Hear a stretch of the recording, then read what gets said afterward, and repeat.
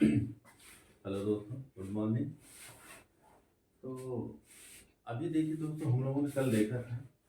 कल हम लोगों ने चैप्टर फिनिश किया रीगल गैस एनालिसिस, जिसमें हम लोगों ने सबसे पहले पीवी बराबर एम आर टी, पीवी बराबर Z M R T, compressibility factor, इसको देखा और वंडर वाली इक्वेशन देखे।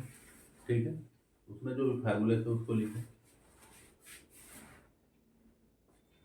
आज हम लोग देखते हैं प्योर सब्सटेंसेज। ठीक है, वेरी वेरी इंपॉर्टेंट, क्योंकि एप्लीकेशन होता है, इसका क्वेश्चन भी आता है। जैसे इसी में टॉपिक है डिग्री ऑफ फ्रीडम, तो डिग्री ऑफ फ्रीडम भी क्वेश्चन आ जाते हैं जो कि क्वेश्चन में। तो डिफिनीशन लिख लेते हैं सबसे पहले कि प्योर सब्सटेंस की डिफिनीशन क्या होती है। ठीक है, तो यहाँ पर लिख लीजिए आप ये substance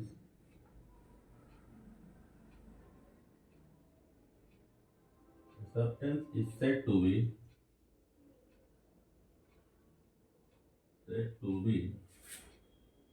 a pure substance when एक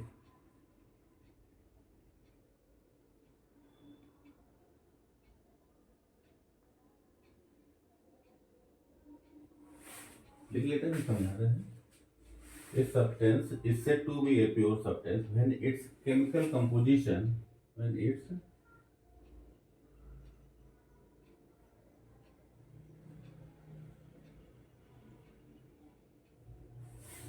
chemical composition, ब्रैकेट में लिख लीजिए केमिकल फार्मूला,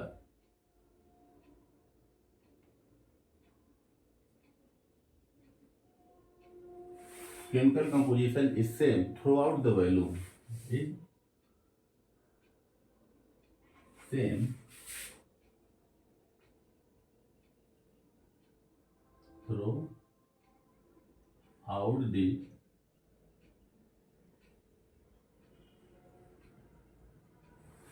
the वॉल्यूम। इसका मतलब ये कहने का मतलब ये है कि प्योर सब्सटेंस उस पदार्थ को कहेंगे या उस सिस्टम को कहेंगे जब उसका केमिकल फार्मूला पूरे वॉल्यूम में क्या हो, सेम हो। मतलब कि जहां पर रखा हो, जिस बर्तन में, जिस कंटेनर में रखा हो, उस सब्सटेंस का केमिकल फार्मूला हर एक जगह क्या हो, एक हो, या केमिकल कंपोजिशन सेम हो, वो कहलाता है प्योर सब्सटेंस। ठीक है, तो केवल डिफिनीशन से ही हम लोग क्लियर। देखिए यहाँ पर कंफ्यूजन होता है, प्योर सब्सटेंस है या होमोजीनियस है, तो ये आगे कंफ्यूजन होगा। तो डिफिनीशन समझ में आएगी नहीं आए, कोई भी पदार्थ, कोई भी सब्सटेंस प्योर सब्सटेंस कहलाएगा जब उसका पूरे वॉल्यूम में जो केमिकल फार्मूला है या केमिकल कंपोजिशन है वो क्या हो, सेम हो, तो वो कहलाता है प्योर सब्सटेंस। जैसे हमने कहा, मान लीजिए एक कंटेनर ये है, ठीक है,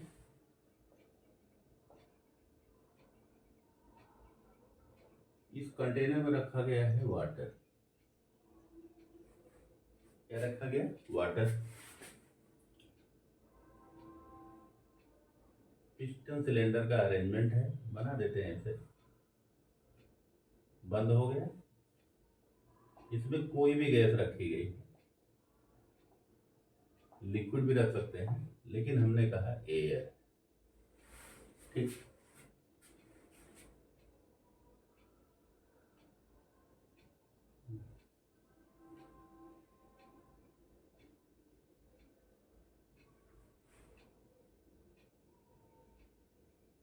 ये है mixture of salt and water. ठीक है, तो देखिए इस कंटेनर में H2O रखा, तो मतलब हर जगह केमिकल फार्मूला क्या है, H2O। अब देखिए ये कहलाता है प्योर सब्सटेंस। ये क्या कहलाएगा,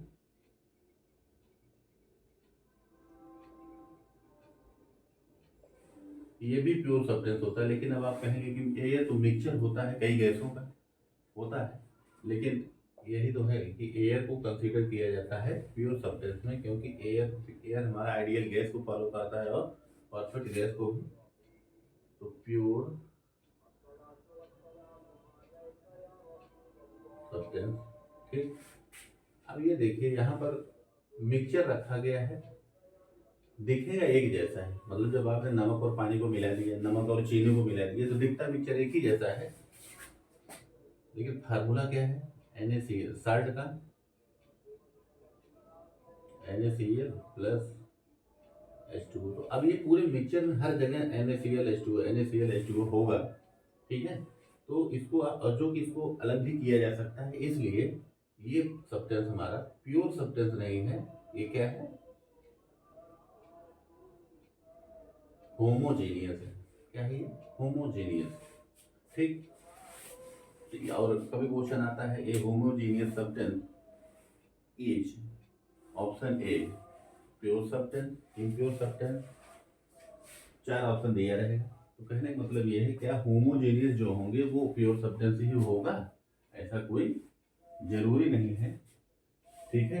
ऐसा हो भी नहीं सकता, ठीक, क्योंकि यहाँ पर होमोजेनियस जब बनाया जाए, किसी भी दो मिक्सचर को मिला करके बनाया जाता है होमोजेनियस, तो प्योर सब्सटेंस नहीं कहलाएगा, ठीक। तो कहने का मतलब यह है कि प्योर सब्सटेंस हमारा जो होगा एक डिफिनीशन है, और कुछ ऐसे एग्जाम्पल है, इसका एप्लीकेशन होता है, हमको उसको पढ़ना है, इसके एप्लीकेशन के लिए ये चीज़ हम लोग देख रहे हैं।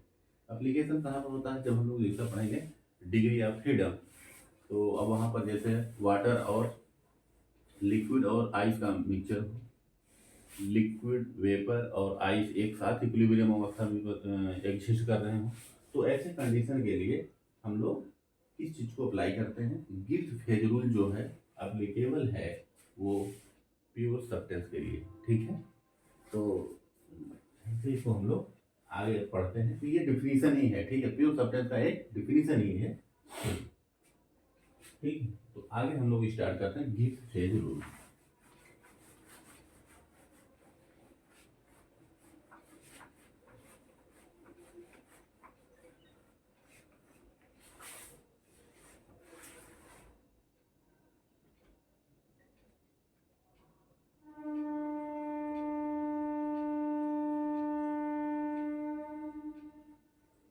Very very important objective question आते हैं, न्यूमेरिकल पे आते हैं। Gibbs phase rule according to this law,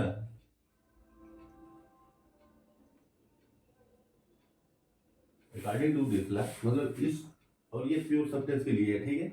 according to this law P plus F बराबर C+2, इनको हिसाब से एक फार्मूला इन्होंने डिराइव किया, P प्लस F बराबर C+2, जहां पर P क्या है? नंबर ऑफ फेजेस, मतलब किसी पदार्थ की कितने फेज हो सकते हैं, जैसे सॉलिड, लिक्विड, गैस। और ये क्या है? डिग्री ऑफ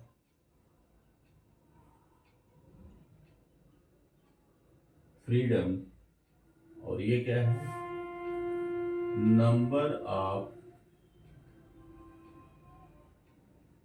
कंपोनेंट, ठीक है। नंबर ऑफ कंपोनेंट मतलब कि कोई मिक्सचर रखा गया हो, उसमें कंपोनेंट कितने हैं।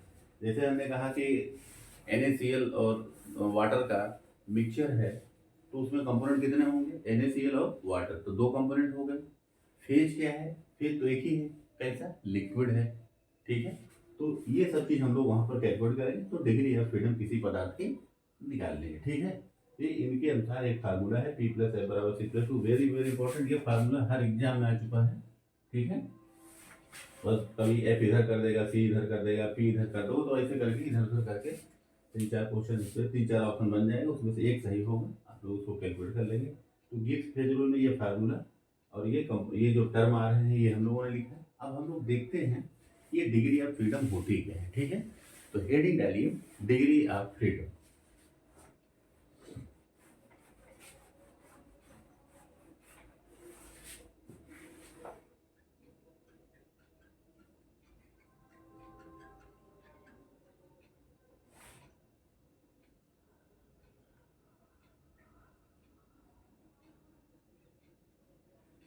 डिग्री ऑफ फ्रीडम को हम लोग यहाँ पर एफ से डिनोट कर रहे हैं। हो सकता है कहीं किताबों में किसी दूसरे सेंटेंस से डिनोट किया जाए, कोई दिक्कत नहीं, चाहे जैसे हो, कोई फर्क नहीं पड़ता, ठीक है।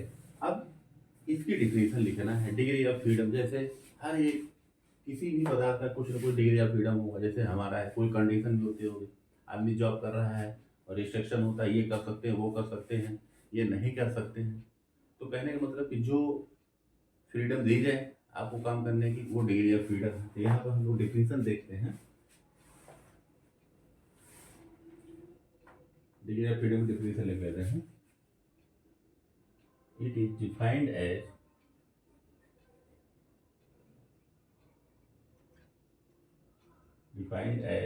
the number of independent variable. It is defined as the numbers of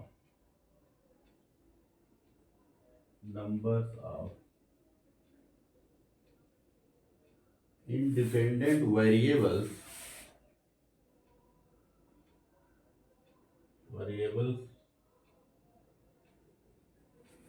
of a system या body.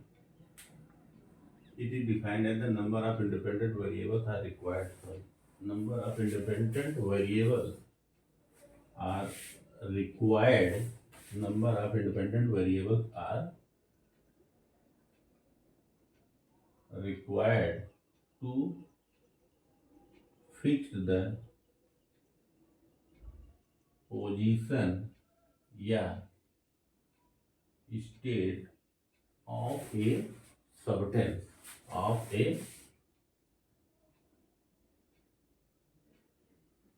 देखिए समझा रहे हैं, ठीक। It is defined as the number of independent variables are required to fix मतलब फिक्स है, उसकी पोजीशन को फिक्स द पोजीशन या स्टेट ऑफ ए सब्सटेंस, ठीक है। सब्सटेंस या सिस्टम या कोई बॉडी हो, मतलब कि कोई सिस्टम हो, सब्सटेंस है, बॉडी हो, उनकी पोजीशन को या उनकी अवस्था को फिक्स करने के लिए, उनकी पोजीशन को फिक्स करने के लिए जितने भी नंबर ऑफ इंडिपेंडेंट वेरिएबल या कहें जितने वेरिएबल की जरूरत पड़ेगी वो कहलाता है डिग्री ऑफ फ्रीडम, ठीक है। तो समझ में आई रही दोस्तों क्या है। देखिए डिफिनेशन में क्या लिखा है, उससे मतलब हो सकता है कुछ लोग को इंग्लिश में दिक्कत हो रही हो। It is defined as the number of independent variables are required to fix the position और state of a system substance या बॉडी, ठीक है। हिंदी में लिख नहीं रहे, आप लिख सकते हैं कि किसी सिस्टम या बॉडी की उसकी अवस्था को फिक्स करने के लिए, पोजीशन को फिक्स करने के लिए जितने भी वेरिएबल की जरूरत पड़ती है वो कहलाता है डिग्री ऑफ फ्रीडम, ठीक है। जैसे मान लीजिए नहीं, आप कोई फॉर्म भरे, अब अगर फॉर्म भरते होंगे तो उसको भेजेंगे कहीं। अगर आप भेज रहे हैं, मान लीजिए आपने लिख दिया टू, जहाँ जाना है आपने वहाँ लिख दिया, ठीक है। और यहाँ आप लिख दिए फ्रॉम लिख दिए एक्स, बस ठीक है, चला तो जाएगा, क्योंकि जहाँ जाना है वहाँ आपने पूरा एड्रेस लिख रखा है, वहाँ चला जाएगा। लेकिन जब आप भेजे हैं तो वहाँ कोई दिक्कत नहीं। लेकिन जब ये रिप्लाई देगा कि यहाँ पर ये जाए तो क्या आ पाएगा? नहीं आ पाएगा। क्यों? क्योंकि आपने वो चीज़ें नहीं दी हैं जो इसको चाहिए कि ये लेटर आप ही के स्थान पर आए। आपने कई वेरिएबल है, एक वेरिएबल दे रखा, नाम दे रखा, बस आपके नाम के पूरे इंडिया में कितने लोग हैं? बहुत सारे लोग हैं। आपके यहाँ नाम क्या दें? नाम देंगे, डिस्ट्रिक्ट देंगे, तहसील देंगे, पिन कोड देंगे, मकान नंबर देंगे, तब जाकर के ये लेटर जो है आप के ही घर में जाएगा। तो ये जो चीज़ दे रहे हैं, जो डिटेल दे रहे हैं कि हमारे यहाँ ये लेटर आए, वो क्या है? एक तरीके से वो वेरिएबल्स हैं। आप इस लेटर की पोजीशन को फिक्स कर रहे हैं कि इसी घर में जाए, ठीक है। तो ये कहलाता है डिग्री ऑफ फ्रीडम, ठीक। तो अब हम लोग इसका एप्लीकेशन देखते हैं, ठीक। इसका एप्लीकेशन है वेरी वेरी इंपॉर्टेंट।